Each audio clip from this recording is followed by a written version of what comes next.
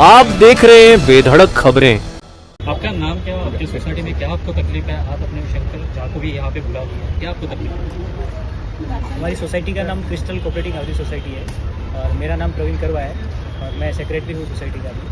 और हमारी सोसाइटी 1985 से ओसी आया हुआ है।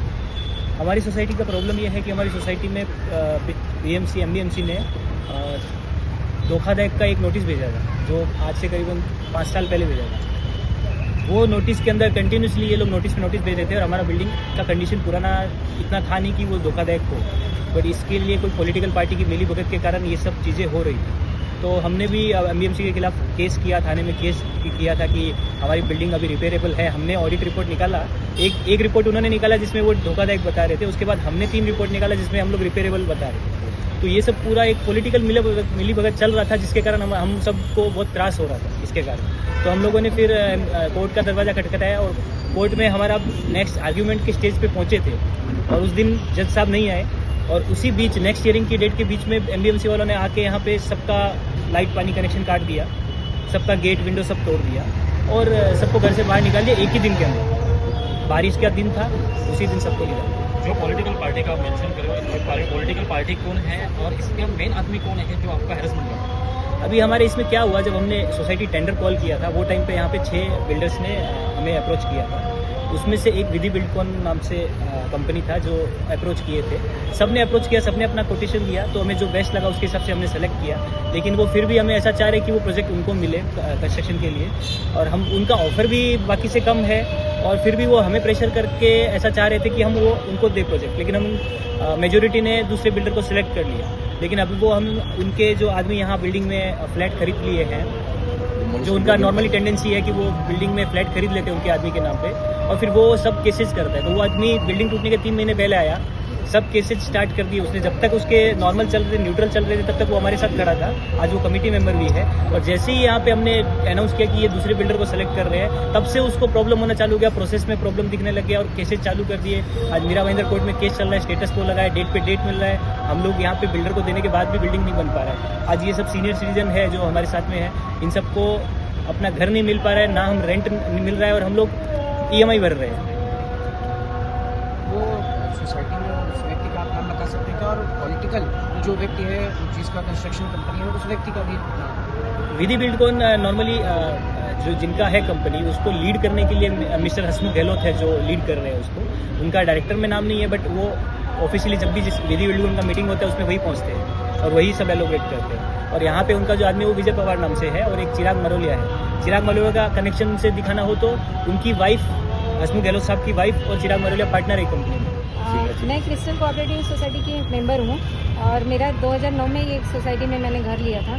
घर अच्छी कंडीशन में था, लेकिन 2023 में अचानक से मुझे फ़ोन आ गया कि 2 दिन में नोटिस देके इन लोग ने म्यूनसिपालिटी से एमबीएमसी ने डिमोलिश करने के लिए नहीं किया है। डिमोलिश हमारे सेक्रेटरी और जो चेयरमैन थे उन्होंने ही अंडरटेकिंग देके किया है।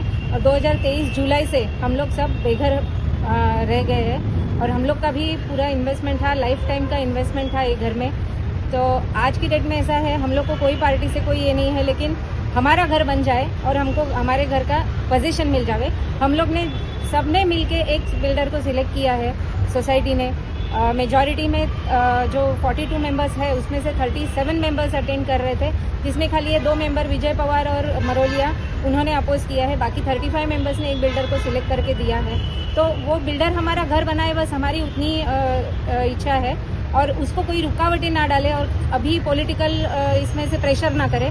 जो अभी चल रहा है, जो सिविल कोर्ट में जो केस जाना ही नहीं चाहिए, जो कोऑपरेटिव केस का कोर्ट है, वो सिविल कोर्ट में पर्पसली यहाँ पे मीरा भाईंदर में डाल के हम लोग को स्टेटस को हर 2 दिन में आर्ग्यूमेंट हो रहा है। कोई आर्ग्यूमेंट सुनता नहीं है और हम लोग को स्टेटस कोर लग रहा है। बस 2 महीने से यही हम सुन रहे हैं और हम लोग अटेंड कर रहे हैं केस। तो इसका कोई हल निकलना चाहिए और इसका कोई आसान तरीका निकलना चाहिए। ये हम लोग अभी तंग आ गए हैं। देखिए, आप सभी को पता है कि यहाँ पे भारतीय जनता पार्टी के बैनर तले जो लैंड माफिया लोग बैठे हुए हैं, जो अपनी कंपनी चला रहे हैं, पार्टी से हमें कोई एतराज नहीं है।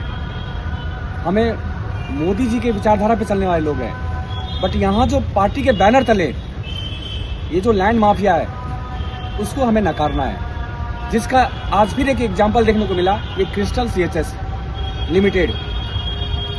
ये लोग कंपनी में अपना नाम नहीं डालते हैं, लेकिन आज सबको पता है कि इनडायरेक्टली यही लोग ऑपरेट करते हैं। आज अगर देखेंगे तो 7-Eleven का संजय साहब करके हैं, जो 7-Eleven का आज के डेट में डायरेक्टर है, और ऐसे ही जो विधि बिल्डकॉन है उसके जो ऑपरेट करते हुए है हसमुख गहलोत साहब। ऐसे ये तमाम लोग हैं जो मीरा भाईंदर में लैंड माफिया का काम करते हैं। हम सबको एकजुट होकर, हमारे मीरा भाईंदर को, सभी रहवासी को एकजुट होकर के इन लैंड माफिया के खिलाफ लड़ना है। और ये आने वाले 15 तारीख को जो महानगर पालिका का इलेक्शन है उसमें इनका विरोध दिखा करके, और शिवसेना जो हमारे आदरणीय प्रताप सरनाइक है, जो सबको लेके चलने वाले लोग हैं, हम एज ए शिवसैनिक इनके पास आए। कल हमको इनका वीडियो मिला आप लोगों के माध्यम से, और आज हम लोग आए और इनको आश्वासन दिलाते हैं कि यहाँ पे कतई भी किसी की भी दादागिरी नहीं चलने देंगे।